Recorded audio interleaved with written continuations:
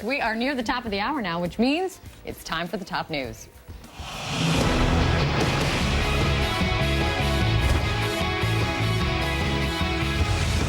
One core responsibility is passing a budget, which they have not done yet. A New Day exclusive. President Obama takes aim at Washington gridlock, telling Congress to do their job. He also makes the case for NSA surveillance programs and what can be done to assure Americans' privacy. Unanswered questions. Hannah Anderson speaks out, telling her side of the story, but there are still questions this morning. Her family now speaking out, defending her. The will to live, a fisherman tossed from his boat, forced to tread water for 24 hours. His amazing survival story this morning, and finally, how he made it to land. Your New Day starts right now. What you need to know. When you have, over the last decade or so, tuition going up 260% and family incomes are going up 16%, that's unsustainable. What you just have to see.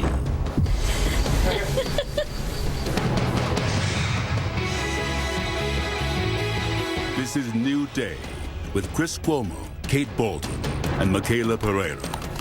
Good morning. Welcome back to New Day. It's Friday, TGIF, August 23rd, 7 o'clock in the East. I'm Chris Cuomo. And I'm Kate Baldwin. We're here with news anchor Michaela Pereira. Good morning. Coming up this hour, we do have an exclusive interview with President Obama. What he says about GOP threats to shut down the government. What is his own role in the gridlock problem? We'll ask him that. Plus, the world may hang on the president's every word, but what happens when he gets home? Some touching insight from the president about raising his two girls. And another big exclusive, a powerful reunion only on CNN. The brave school clerk who was face-to-face with a gunman and talked him into surrendering. She's reunited with the 911 dispatcher who stayed on the line with her during the entire ordeal. We have the moment they met, plus an unexpected surprise for that hero. And could San Diego's mayor be out of office today? The city council is set to consider a deal that Mayor Bob Filner has reached.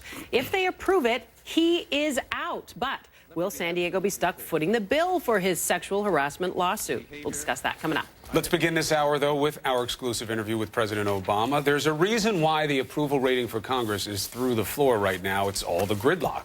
A lot of talking, not a lot of acting. President Obama says the answer is simple, and he's got some choice words for his Republican colleagues. Here is a look at more of our exclusive interview with the president. When they get back in session, do you believe you know the way to get things done for the American people so that we don't have another shutdown of the government, which effectively punishes everybody else except the lawmakers? There is a very simple way to doing this, which is the Senate passed a budget and the House passed a budget.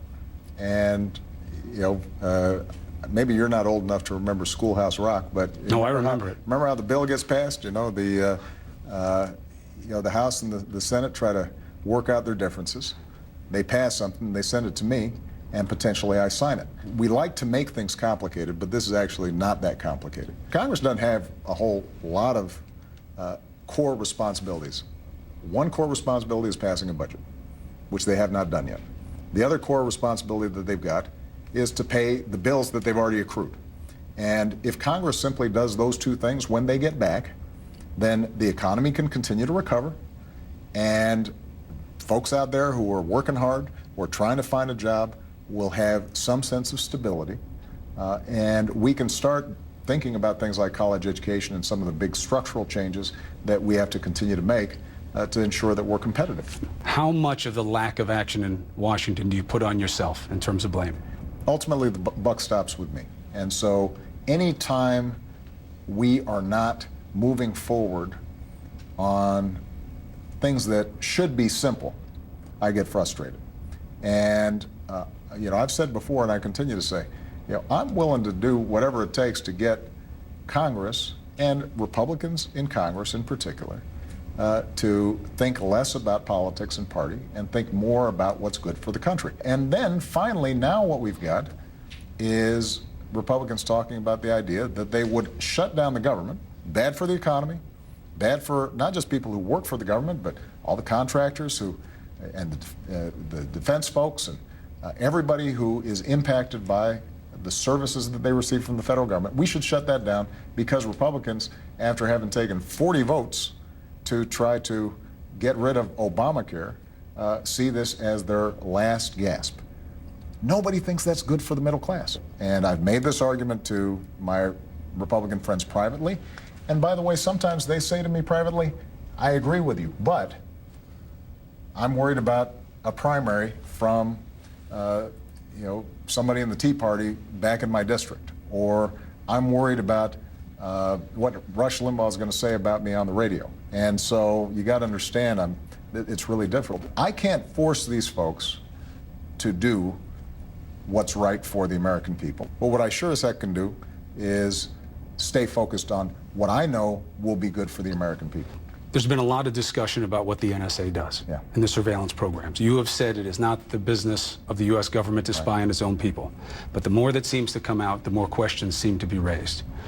Are you confident that you know everything that's going on within that agency and that you can say to the American people, it's all done the right way? Yes, but what I've also said is that it can only work if the American people trust what's going on. And what's been clear since the disclosures that were made by Mr. Snowden is that people don't have enough information and aren't confident enough that between all the safeguards and checks that we put in place within the executive branch and the federal court oversight that takes place on the program and congressional oversight, people are still concerned as to whether their emails are being read or their phone calls are being listened to. Especially when they hear that they are and mistakes are made, well, shakes your confidence. What was learned was that NSA had inadvertently, accidentally pulled the emails of some Americans in violation of their own rules because of technical problems that they didn't realize. They presented those problems to the court. The court said, this isn't going to cut it. You're going to have to improve the safeguards given these technical problems. That's exactly what happened. All these safeguards, checks, audits, oversight worked.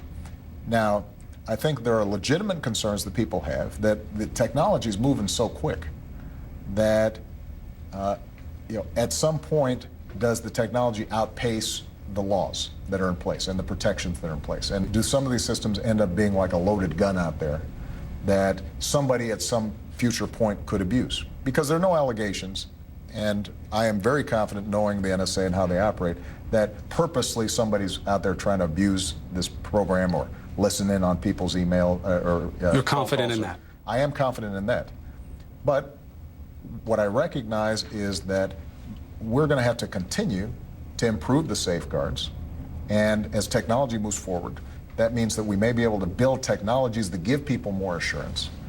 And we do have to do a better job of giving people confidence in how these programs work. So what I've said is that I am open to working with Congress to figure out, can we get more transparency in terms of how the oversight court works? Do we need a public advocate in there who people have confidence in? But we've also got to do it in a way that recognizes that we've got some hostile folks out there that potentially are trying to do us harm. Hostile folks out there, hostile folks in Washington, D.C. So for more on how the president's comments will play in Washington, let's bring in our chief national correspondent, John King. Morning, John. Thanks for joining us. Good morning. Okay. So we took two beats on the NSA with the president, asking whether or not he feels that he knows everything that's going on, whether he is confident in what he says about the way that the NSA conducts business. Any concern that the president exposed himself now, and if more revelations come out, hurts him? Well, you could see that a bit in the caution in his answer, in him saying, now we're trying to work with Congress on this transparency issue. They're working with Congress on the transparency issue because they've been embarrassed by many of these public disclosures. Remember at the very beginning when this came out, the president, quite in a defiant way said, no one is listening to your phone calls. Well, he got out over the skis a little bit, if you will, because we found some examples of abuses, maybe not specifically listening to your phone calls, but the NSA violations were more than what the president indicated early on. So you could see and hear the caution in his voice and in his body language there. Now he's going to work with the Congress on that. And that's what's so striking, Chris. Just look at his eyes, look at his face, look at his tone when you're talking about the NSA as opposed to who has the upper ground when it comes to the question of a government shutdown. What the president says throughout this interview is very interesting, but how he says it is also worth studying. And also in terms of kind of the hits that he's taken in Washington as well, John. I mean, the president said that when it comes to Congress, when it comes to these budget battles, when it comes to the threat of a government shutdown, the buck does stop with him, and that he would hope that they can come together and reach some agreement to avoid a government shutdown. But it does make you wonder. He knows the relationship that he's had with Congress since the beginning of his first term. Is there a lot of motivation, politically speaking, because it is all politics, to compromise in terms of his fellow Democrats? Because the Democrats would be the ones that would be in the position to benefit if there was a government shutdown. And the president knows that. Look at how relaxed he was talking about that. Now, no, he's not relaxed that there would be a government shutdown. He's relaxed that he has the political high ground here. And Republicans would say, foul, Mr. President. You're the one talking about a government shutdown a lot more than we are. You're raising the prospect of it a lot more than we are. But the president knows he does have the high ground politically here. He knows Speaker Boehner and the Republican leader in the Senate, Mitch McConnell, don't want to shut down the government. They both don't want to do it from a policy perspective. They also understand and believe Republicans would take the bigger political hit if that happened. So the president knows that, which is why he says 40 votes to repeal Obamacare. Now you want to do it again. He's almost smiling in the interview. You can see he's almost pulling back because he does believe he has the high ground on that one. And that's part of what this bus tour is about. And the president wants to frame this to the American people. When Congress comes back, when we get into the debt ceiling, when they make another run at Obamacare, this shutting down the government, which is probably not going to happen, but the president himself wants to put that prospect out there as part of his leverage in the negotiations to come. With what you heard there on Syria and the situation in Egypt, a lot of people believe that the emotion on the ground, the human cost, would force more of an enthusiastic reaction now from the United States that, all right, we're ready to be all in. The president, very deliberative, and we played out those sections long to show where his process is. What's your read into that, why it's not just about jumping at what the latest is? Capital H hesitant and capital C cautious when it comes to both Egypt and Syria, in the sense that we've talked about this before. There are no good options, and the president's quite clear in saying that. So what does he do? When you press him on the chemical weapons, he says, yes, we're the United States. Yes, we're supposed to be the beacon of freedom and morality in the world. But, we need the United Nations to actually prove this happened. We need to be extra cautious in getting the evidence. Then we'd have to react within international law. The president himself brought up Afghanistan. The American people are war-weary after now 12 years almost in Afghanistan. So the hesitancy and the caution, even as he tries to say we need to do something, even as he acknowledges the relationship with Egypt, we don't know where it's going, but the president was very candid saying it won't be the same. We have to turn some sort of a page here. But he's not exactly sure what the next chapter looks like or the next day looks like in either one of those situations. So very, very cautious. And I would say you could see the hesitancy, the pause in his eyes. And on exactly that, especially when the president said that he knows the relationship with Egypt is not going to go back to business as usual. That's something that he is, as you said, he's not clear on what the next step is for the U.S. in the involvement in both of these situations. But it makes me wonder, though, he talks about, at the same time, the time frame narrowing and when something needs to be decided. How do those two things go hand in hand? Is he just trying to be coy and he's not ready to tell us what he's going to do?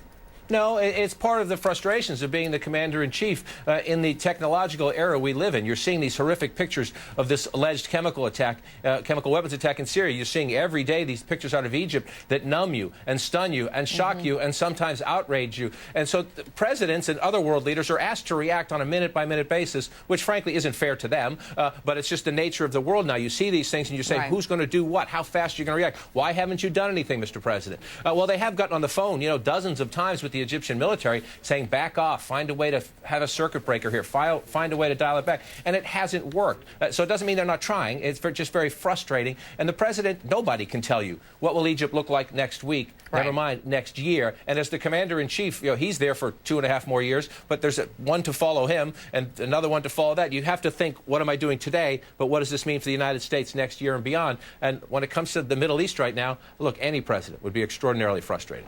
It does make you wonder, though, what's the tipping point for action, no matter what it is, in both of those situations, Egypt and Syria? We just don't know yet, at least. Absolutely. Thanks, John. Great to see you. All right, coming up, we're going to have more with the president, specifically his phone call to America's newest hero, the woman who redefines what tough means. No kidding. There is a lot of news, though, developing at this very hour, so let's get straight to Michaela for the latest.